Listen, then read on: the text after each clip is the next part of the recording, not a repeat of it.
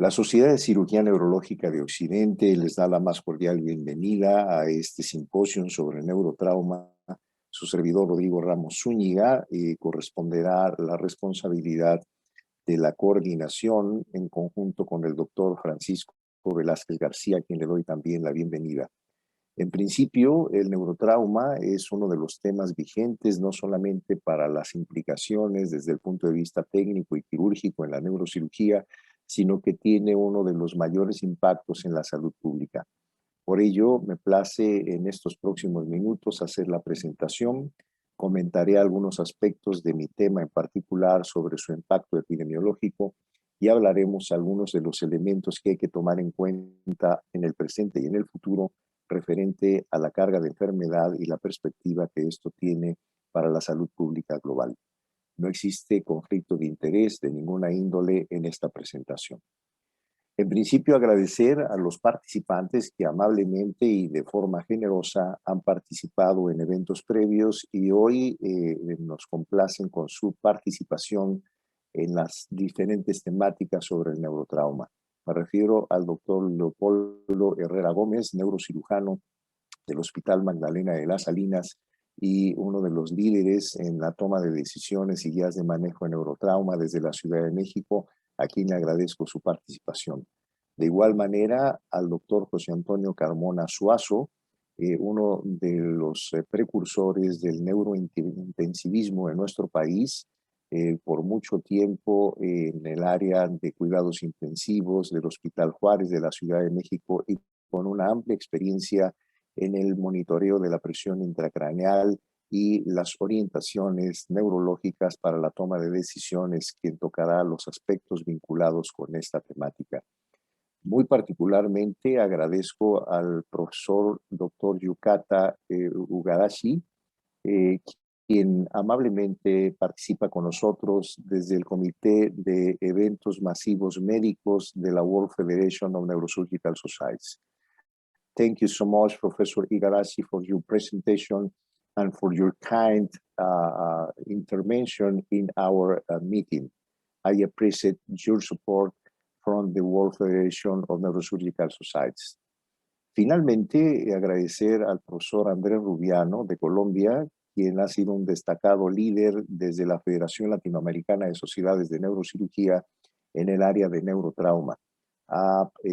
previsto diferentes protocolos para el manejo de neurotrauma en Latinoamérica con aportaciones muy importantes, a quien le agradezco también su intervención en este evento. Iniciaré lo que corresponde a mi temática poniendo un contexto sobre cuáles son algunos de los elementos que se publican y que se orientan hacia la toma de decisiones en todo el mundo referente al neurotrauma. Y en muchos de ellos se identifica un concepto de cómo hay todavía una negación o subestimación del impacto que tiene el neurotrauma en todo el mundo. Pareciera que hemos normalizado el trauma y las consecuencias que ocurren a nivel del sistema nervioso central y que la perspectiva terapéutica y diagnóstica, desde luego, está muy enfocada al manejo del cuadro agudo, a procurar resolver lo que son la prevención del daño secundario y terciario, que se presenta como una cascada en este tipo de elementos, pero que no siempre consideran la evolución global de los resultados en lo que es el impacto que tiene en términos de discapacidad, de años de vida con discapacidad y de lo que representa hoy en día lo que denominamos en la salud pública también como la carga de la enfermedad. Las implicaciones que esto tiene en la calidad de vida de las personas, su calidad funcional, las repercusiones a las familias desde el punto de vista físico, emocional, económico, son una de las enfermedades que generan mayores consecuencias. Y es por ello que todas las estrategias deben de verse desde una perspectiva global, más allá de lo que se hace en quirófano, y es el motivo de esta sesión como tal, en donde vemos una serie de elementos y consecuencias derivadas del trauma que siguen más allá del regreso hospitalario y que requieren de igual manera de nuestra atención. En esta tónica hicimos una publicación a propósito de un estudio qué tanto participan las sociedades de neurocirugía en nuestro país, en especial ante un evento de tipo masivo, ante lo que denominamos hoy en día medicina de emergencias o medicina de catástrofes que pueden ser de origen natural o de origen propiciado por el ser humano. Curiosamente, encontramos que la intervención para la toma de decisiones en el área pública no es mucha y se concreta solamente al manejo diagnóstico y terapéutico una vez que los pacientes han llegado al tercer nivel. Y esto es a propósito de cómo se manejaron las cosas durante la última emergencia del temblor en la Ciudad de México.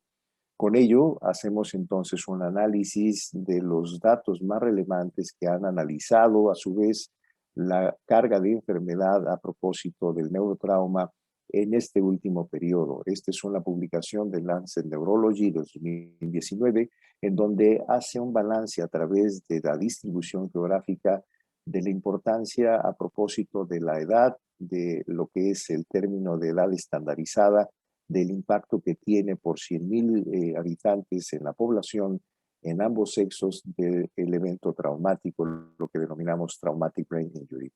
Y con ello vemos entonces que hay una correlación muy clara con la situación de carácter socioeconómico, con la cultura, con la educación, en donde se identifican situaciones que vinculan entonces a que el trauma de cráneo como el trauma espinal existen de manera vigente y con una distribución muy heterogénea en todo el mundo y que pese a algunos esfuerzos desde el punto de vista de la salud pública y mejoras muy importantes en estrategias diagnósticas, en la atención prehospitalaria, en el manejo inmediato y oportuno del neurotrauma, la morbilidad sigue siendo alta y la mortalidad, particularmente en zonas en subdesarrollo, también es particularmente alta. Esto se contrasta con lo que es el trauma espinal y las repercusiones funcionales a cualquiera de los segmentos, particularmente el cervical y abajo del nivel cervical, que es como están clasificados, en donde identificamos que la incidencia sigue siendo prevalentemente alta en algunos países, en donde coincide, como hemos señalado, con niveles de protección y de escasa cultura de la prevención desde la perspectiva de la salud pública. Con todo ello, avanzamos también a lo que son en particular los hallazgos que se identifican en el curso de la edad y observamos para el caso de las primeras dos gráficas en la parte superior lo que corresponde al trauma craneal, en donde se identifica un aumento conforme avanza la edad, lo que habla entonces de que es una de las repercusiones más importantes hacia grupos poblacionales de adultos jóvenes como es en nuestro país, pero no hay que dejar de largo que la transición demográfica ha llevado a una transición epidemiológica donde en adultos mayores cada vez las caídas y los accidentes de caída sobre nivel ocupan un lugar cada vez más importante. Lo mismo concurre con el trauma espinal, que son las dos gráficas inferiores, en donde identificamos el impacto que esto tiene conforme avanza la edad y que sigue siendo un problema de salud pública y es de los que tienen más repercusiones en términos de discapacidad funcional y complicaciones que afectan la calidad de vida del individuo y de las personas conforme avanza la edad. Como ustedes observan, en el balance de la expresión demográfica, las caídas, los accidentes de vehículos de motor siguen siendo parte de los indicios de que estos siguen siendo las causas más importantes. Habría que agregar algunos otros elementos según la curva de distribución por edad, particularmente en adultos jóvenes, que es en donde cambia un poco, es decir, en adultos jóvenes los accidentes son lo más común, en adultos mayores las caídas siguen siendo el evento más común y que esto ocurre con diferentes presentaciones en todo el mundo. Podemos observar cómo para algunos sitios como Latinoamérica,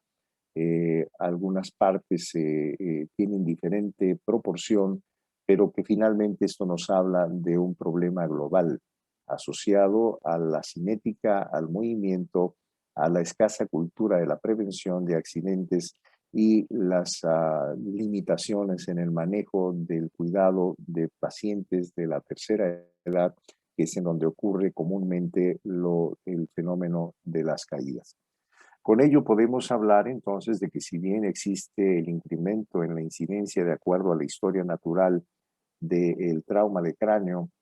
por parte de una mayor densidad de la población, el envejecimiento, los cambios poblacionales que hablaba como transición demográfica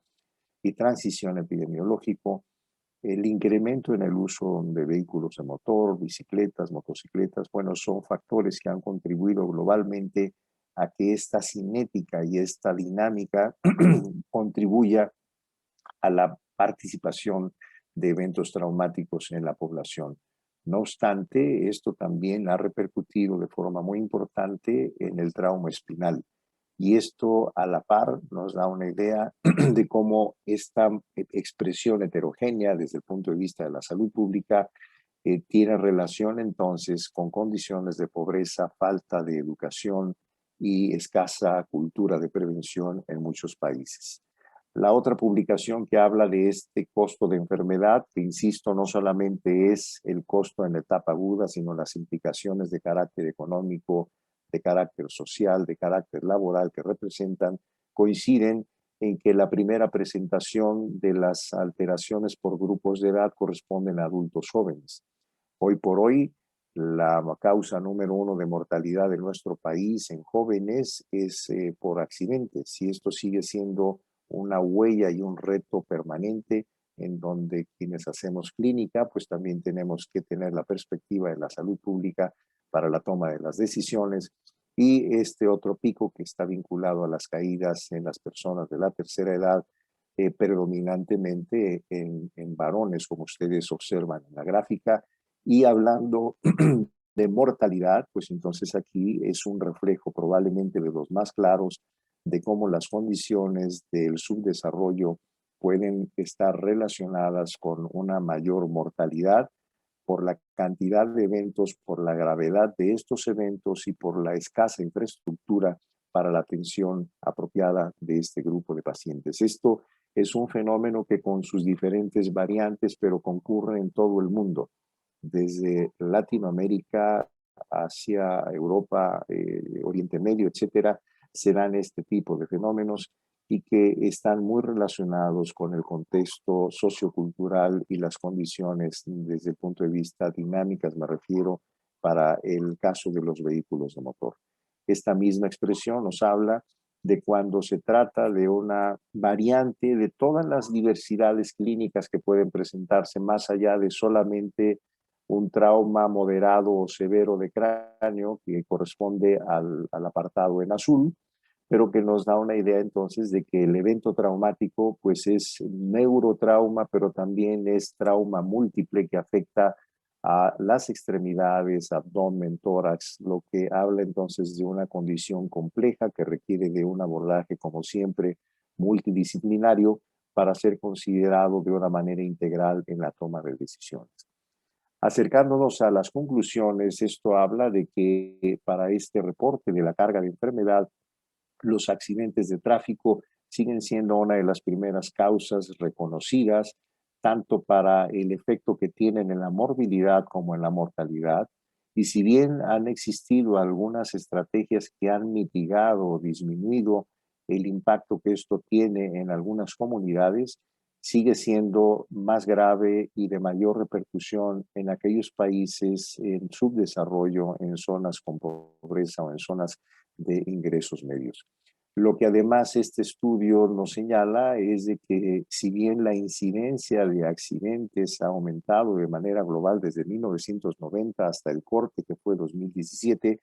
la mortalidad ha disminuido en referencia a atenciones muy puntuales, sobre todo que ha mejorado notablemente la atención prehospitalaria, el manejo en la hora de oro, la atención que se hace de forma inmediata en donde el tiempo pues es de valor importante, como el caso de la isquemia cerebral, y que estos estudios estarán orientados entonces a poner en evidencia lo que representa o donde hay que enfocar las estrategias de prevención, particularmente en lo que se refiere a los accidentes de tráfico, que no solamente en las partes periféricas, sino que en las ciudades ha aumentado de forma muy importante y que involucran alteraciones a otras partes del cuerpo. Con ello, resumimos que tenemos retos y estos retos involucran la educación preventiva, en donde las estrategias de la cultura de prevención deben de hacerse parte también de la responsabilidad de la práctica clínica,